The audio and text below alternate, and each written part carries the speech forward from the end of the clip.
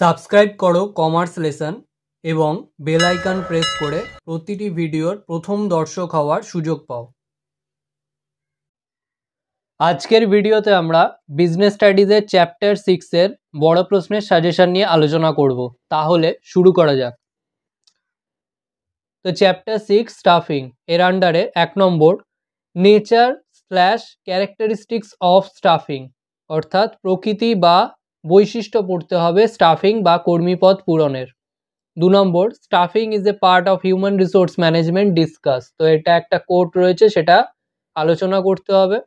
3 number steps in stuffing process, তো এই কোশ্চেনটা কিন্তু খুব ইম্পর্টেন্ট, কর্মীপদ পূরণের ধাপগুলি কি কি, তো এখানে ধাপগুলো লিখতে হবে। Next 4 number 2 internal and 2 external sources of recruitment, তো এখানে ইন্টারনাল সোর্স দুটোই হয় সেটা দুটোই পড়বো, আর এক্সটার্নাল সোর্সেস অনেকগুলো হয় তার মধ্যে থেকে দুটো পড়লেই হবে, তো আসলে এই দুটো একসাথে আসবে, দুটো দুটো করে লিখতে হবে। Next 5 number 4 advantages and 4 disadvantages of internal source of recruitment, অর্থাৎ ইন্টারনাল সোর্স অফ রিক্রুটমেন্টের 4টে অ্যাডভান্টেজেস বা সুবিধা পড়তে হবে আর 4টে ডিসঅ্যাডভান্টেজেস বা অসুবিধা পড়তে হবে। তো এর মধ্যে সুবিধা আসতে পারে অথবা অসুবিধা আসতে পারে, যে কোনো একটা আসবে। এবারে এই কোশ্চেনটাও খুব ইম্পর্টেন্ট।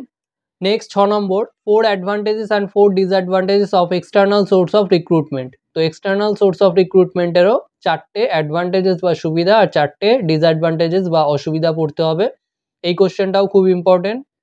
আর 7 নম্বর নেসেসিটি বা importance of training and development, অর্থাৎ ট্রেনিং অ্যান্ড ডেভেলপমেন্টের প্রয়োজনীয়তা কি।